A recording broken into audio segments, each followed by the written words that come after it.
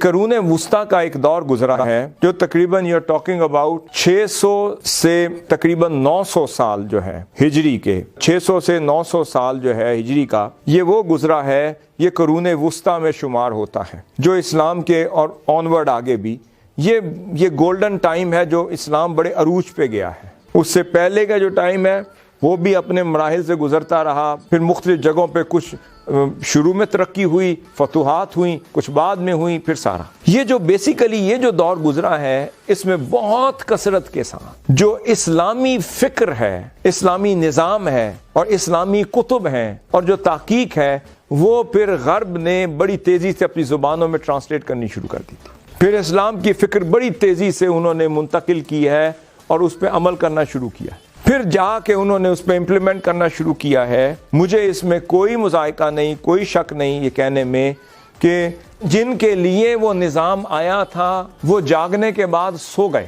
اور جن کو سمجھ آئی تھی ایک عرصے کے بعد وہ ایسے جاگے کہ اب ہمیں سلا گئے، وہ خود جاگ رہے ہیں. بیسیکلی کیا ہوا، انہوں نے وہ اخلاق اسلام کے خود لے لیے، ایتھکس خود سیکھ لی، مورالٹیز خود سیکھ لیں. پھر نظام، سسٹم، ڈیولپمنٹس، اسٹیبلشمنٹ، یہ سب نارمز، کسٹمز جو ہمارا ورثہ تھا، جو ہمیں لینا چاہیے تھا، یہ اخلاقیات ہمارا ورثہ تھا. انڈو پاک سب کانٹیننٹ میں جب یہ ایسٹ انڈیا کمپنی کی شکل میں جو آئے تھے، وہ جو عرب پہلے آتے تھے، سفر کرتے تھے، رہتے تھے، پوری ہسٹری مونٹگومری واٹ سے لے کر سارجنٹ وغیرہ سب کو پڑھیں پوری ہسٹری.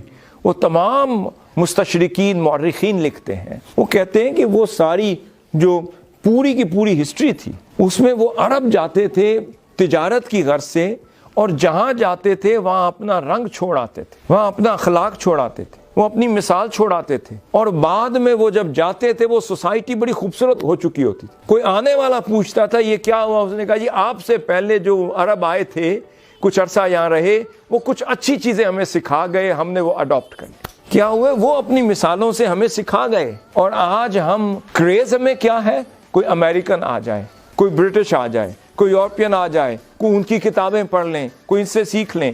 آج مینجمنٹ کے ٹولز ہم ان کے گروز سے لے کے سیکھ رہے ہیں. آج کمیونیکیشن کے ٹولز ہم ان کے گروز اور ان کے چیمپئنز اور ان کے جو بھی فلاسفرز ہیں ہم ان کی باتوں سے سیکھ رہے ہیں. ہم ان اور فخر کرتے ہیں کہ جی یہ فلاں امریکن، یہ فلاں آسٹریلین، یہ اس کے یہ گائیڈ بکس ہیں، یہ فلاں how to become a successful leader, how to become a successful businessman, how to become a successful فلاں فلاں فلاں.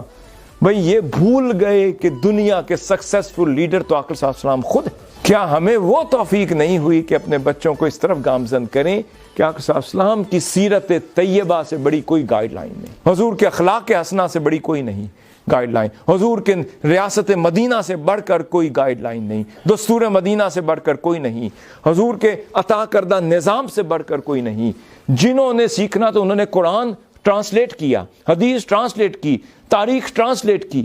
انہوں نے آپ کی وہ کتابیں پڑھ ڈالی جو آپ کو تصور میں نہیں ہے. آپ اپنے بچوں سے پوچھیں، اپنے بڑوں سے پوچھیں، کیا وہ کتابیں انہوں نے پڑھی ہیں جو انہوں نے پڑھ ڈالی. آپ کے ملکوں میں آ کے عربی انہوں نے سیکھی، آپ کی زبانیں انہوں نے سیکھی، اسٹڈی آپ نے کی. آج تاریخ پر، حدیث پر، آپ کے سبجیکٹس پر امریکن، برٹش اور فارنرز وہ ایسے ایکسپرٹس بنے بیٹھے ہیں. کاؤنٹر ٹیررزم پر، فلاں پہ، ان کے اوپر وہ لیکچرز دے رہے ہیں، اور ہم بڑے فخر سے ان کو سنتے ہیں. جبکہ اصل میراث تو ہماری تھی جو ہم نے گوا دی. یہ میراث ہماری تھی، ہم نے گوا دی. آج بھی میں کہتا ہوں اپنی اولادوں کو جب تک نہیں سکھائیں گے، پڑھیں گے نہیں، سیکھیں گے نہیں، حضور کی سیرت سے، حضور کے اسوہ حسنہ سے اس کانسٹیٹیوشنز کو، اس سسٹم کو پڑھیں گے نہیں، آپ کو اس وقت تک دا گلوری آف اسلام کی سمجھ نہیں آئے گی. ہم نے پڑھنا چھوڑ دیا، ہم نے سیکھنا چھوڑ دیا، ہم نے سمجھنا چھوڑ دیا، ہم نے قرآن اٹھانا، پڑھنا، اس میں کھبنا چھوڑ دیا.